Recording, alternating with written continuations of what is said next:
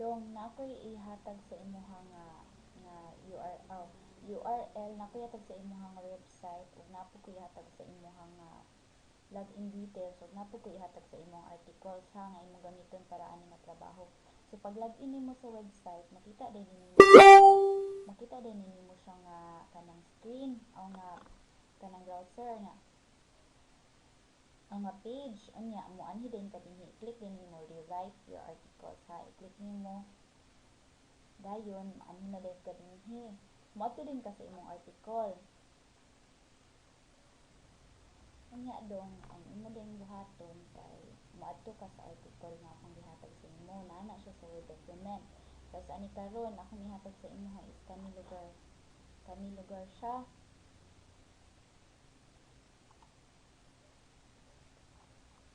kani keeping your business protected. So kani tanan mo ni siya imong spin ha mo ni imo din ni siyang i-copy na nimo siya copy dayon i-paste din nimo dire ha dayon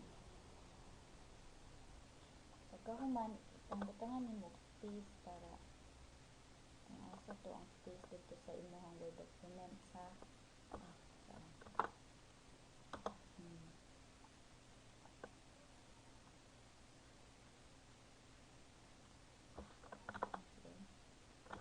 kana siya dayon imong buhaton dong kay kani mo na right single article okay click din ka ani start rewriting process dili dai ani sa ka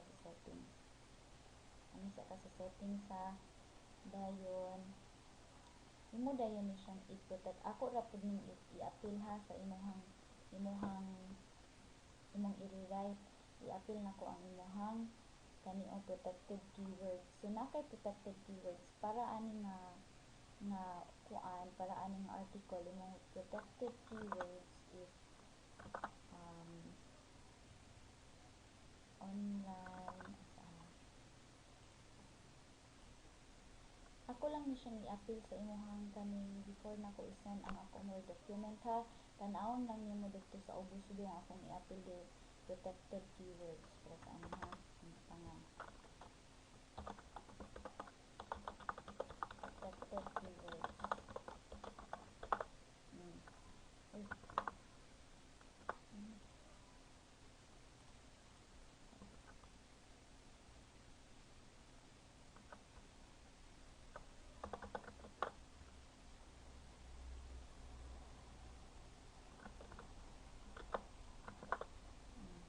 sila dong i-copy din na nimo siya dayon i-paste din nimo siya dinhi kani sa ubos kaning protected keywords don't replace para dili na niya ma-replace okay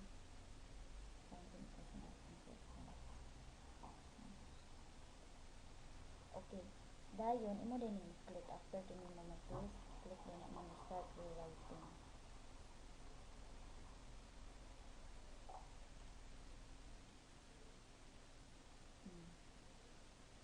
process na okay muna dayon ni imong rewrited nga kuan okay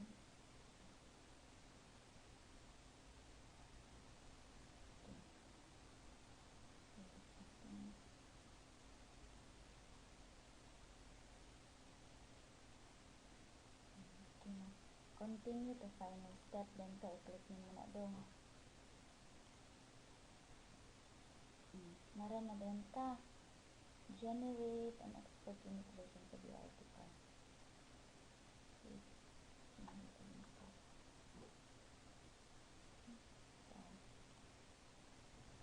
so pagkahuman nimo diri dong pagabot nimo diri click din nimo generate a unique version ha na din ni unique pagkahuman i-click din nimo copy skip dayon run a copy skip check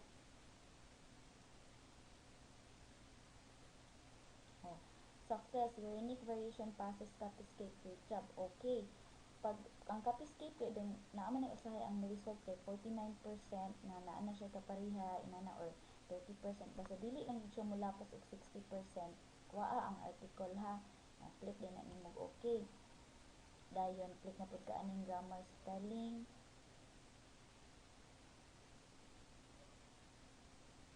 Ay, wala dito problema di ay. Karon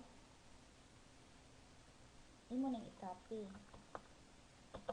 ha, imo nang i-copy, imo din nang i-paste dinhi. Magbuhat din ka og bag-o nga kanang kuandong word document ha, imuhang patagtulan og spin article. So imo din ning ibutang nimo ang ayo lang, ibutang lang diha ana. Copy na nimo na.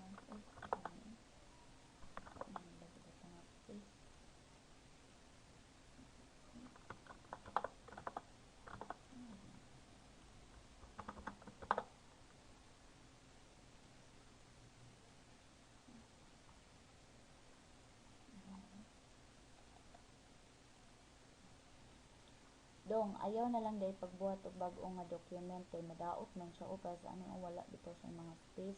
Ang na lang dong is after ni o kani mo gawas na lugar ni siya i-copy na nimo siya, copy to nimo, i-paste na nimo siya sa notepad ha. Bag-o nga notepad ana. O kana sa notepad lang nimo siya i-paste.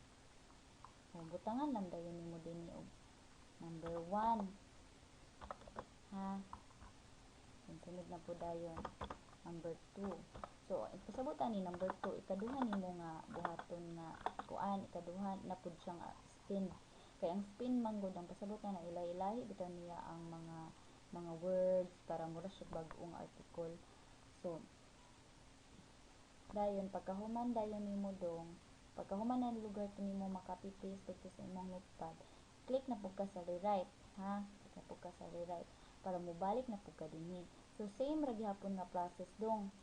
Kato, copy ni nimo, copy, paste, kanila yung protection keyword, imo nang i-cut, protected keyword, select na nga siya. Okay, dayon, kana start rewriting.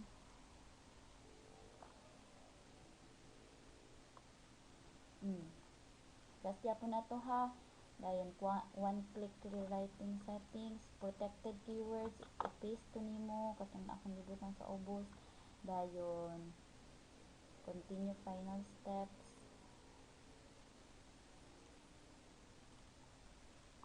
Dayon kato dayon ha, basta ka generate ko. Sunda lang ning video para dili ka mawala.